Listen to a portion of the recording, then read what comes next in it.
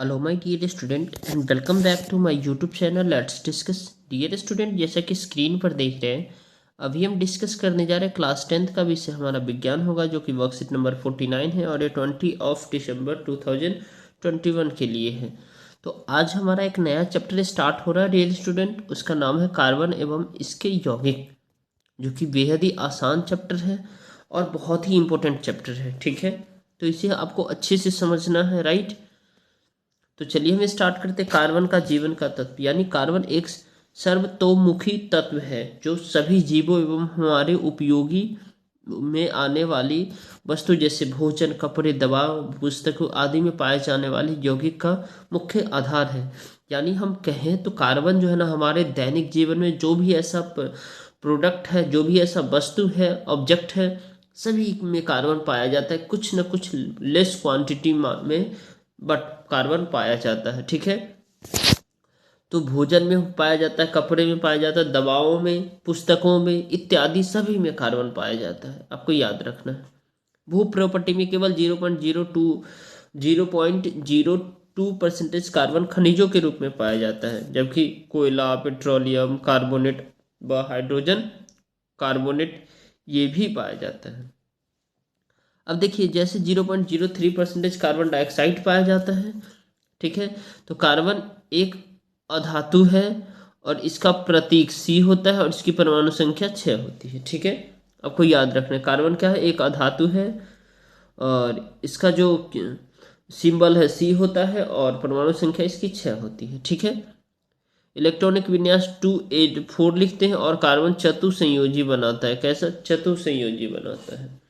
ठीक है, तो देखिए यहाँ पे आपको ये देखना है, जो ये जो कार्बन है, ये क्या है, ये कार्बन है। ठीक है, 1 2 3 4 5 6, ये सारे क्या है, ये डॉट स्ट्रक्चर से इसको जो है ना क्या किया गया, दिखाया गया है। ठीक है, तो कहने का मतलब इसमें कितने, 6 प्रोटोन है और छः छः प्रोटोन है, और ये प्लस वाले सारे प्रोटोन हैं और ये माइनस वाले सारे इलेक्ट्रॉन हैं। ठीक है, और ये जो रेड कलर का है ये हमारा न्यूट्रॉन है। ठीक है, तो ये कार्बन परमाणु की संरचना है, जो कि कार्बन को इस तरह से बनाया गया है। अब दूसरे शब्दों में कहें तो कार्बन 2 4 होता है, तो कार्बन में जो है ना 1 2 3 4 ऐसे भी बना सकते हैं। ठीक है, अब देखिए कार्बन उत्कृष्ट गैस विन्यास कैसे प्राप्त कर लेता है, ये आपको समझना है। कार्बन जो है ना उत्कृष्ट गैस विन्यास कैसे प्राप्त कर लेता है। कार्बन न तो 4 इलेक्ट्रॉन खोकर C4+ और न ही 4 इलेक्ट्रॉन प्राप्त कर C4- आयनिक आबंध बनाता है। तो कार्बन द्वारा 4 इलेक्ट्रॉन खोने के लिए अत्यधिक ऊर्जा की आवश्यकता होगी एवं 4 अतिरिक्त इलेक्ट्रॉन को धारण करना कार्बन के 6 प्रोटॉन वाले नाभिक के लिए अत्यंत कठिन हो जाता है। तो कार्बन अपने अन्य परमाणुओं अथवा अन्य तत्वों के परमाणुओं के साथ संयोजकता बनाती है। ठीक है, और इलेक्ट्रॉन की साझेदारी करके इस समस्या को सुलझा लेता है। अन्य तत्वों के परमाणु जैसे हाइड्रोजन, ऑक्सीजन, नाइट्रोजन, सल्फर और क्लोरीन की इसी प्रकार की साझेदारी, यानी उसका भी जो है ना इसी प्रकार से जो है ना ये डॉट स्ट्रक्चर ये सब बनेगा। ठीक है, अब देखिए, अब आपको यहाँ पे देखना है, जो एक ही प्रकार या विभिन्न प्रकार के परमाणुओं के इलेक्ट्रॉनों की साझेदारी से बने आबंध को सहसंयोजी आबंध कहते हैं। यानी एक ही प्रकार के विभिन्न प्रकार के परमाणु होगा, ठीक है, जो इलेक्ट्रॉनों की के साझेदारी से बनेगा वो सहसंयोजी आबंध कहलाएगा, आपको याद रखना है ये।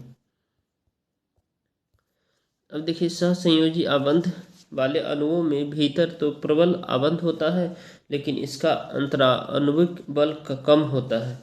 यानी अंतराण्विक बल क्या होता है, बहुत ही कम होता है, फलस्वरूप इनके गलनांक एवं क्वथनांक कम होते हैं। इलेक्ट्रॉनों की साझेदारी होती है और आवेशित कण नहीं बनते हैं। ठीक है, याद रखना है। जबकि सहसंयोजी यौगिक सामान्यतः विद्युत के कुचालक होते हैं। तो विद्युत के कुचालक सहसंयोजी यौगिक होते हैं। अब ये सारे जो देखिए यहाँ पे हाइड्रोजन है, ठीक है। यहाँ पे ऑक्सीजन, और यहाँ पे आपको जो है ना मीथेन का ये डॉट स्ट्रक्चर है, और ये आपका जो है ना नाइट्रोजन के 2 परमाणु के बीच का है, ठीक है। अब देखिए इसमें जो बेहद ही आसान से प्रश्न पूछे गए, इस सभी का एक एक करके हम आपको आंसर बताते हैं। तो आइए इसे हम देखते हैं, ठीक है।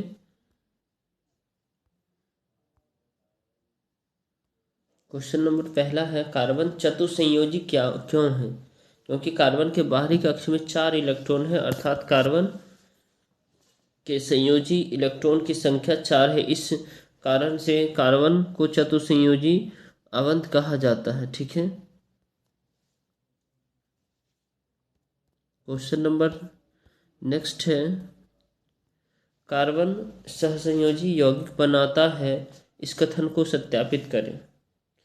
तो कार्बन न तो 4 इलेक्ट्रॉन खोकर C4+ और न ही 4 इलेक्ट्रॉन प्राप्त कर C4- आयनिक आबंध बनाता है।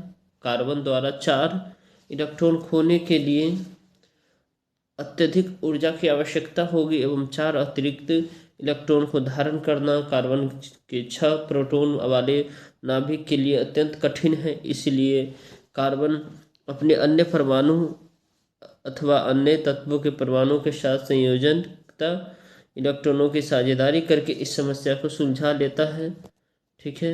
इसी वजह से हम इसे सहसंयोजी यौगिक यौगिक कहते हैं, ठीक है। अब क्वेश्चन नंबर थर्ड है,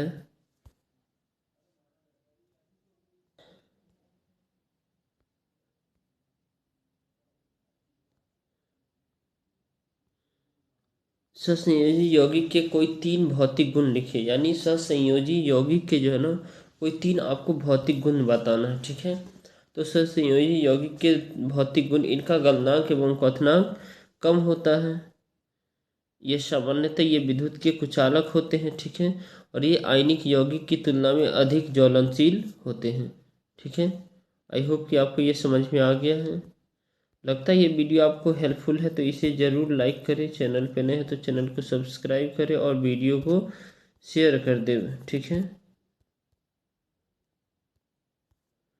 चलिए क्वेश्चन नंबर नेक्स्ट है, कारण बताइए कि सहसंयोजी यौगिक विद्युत के कुचालक, यानी कुचालक एक डंडा और लगा देंगे यहाँ पे, ठीक है। कुचालक क्यों होते हैं, ठीक है। तो किसी भी पदार्थ में विद्युत का चालन मुक्त इलेक्ट्रॉन की उपस्थिति की वजह से ही होता है, परंतु सहसंयोजी यौगिक में इलेक्ट्रॉनों की साझेदारी होने की वजह से मुक्त इलेक्ट्रॉन अनुपस्थित होते हैं। इसी कारणवश सहसंयोजी यौगिक विद्युत के कुचालक होते हैं, ठीक है। आई होप कि आपको ये समझ में आ गया है। ये इस वीडियो को जरूर लाइक करें, चैनल पे नए तो चैनल को सब्सक्राइब करें और वीडियो को शेयर करें। चलिए फिर क्वेश्चन नंबर हमारा 5th है, निम्नलिखित की इलेक्ट्रॉनिक बिंदु संरचना बनाइए। तो वाटर मॉलिक्यूल का ये देखिए H2O का ये ऐसे बनेगा, ठीक है। कार्बन डाइऑक्साइड का ऐसे बनेगा, और फिर आपका मीथेन का ये रहा, ठीक है। तो इसे बना लीजिए आप।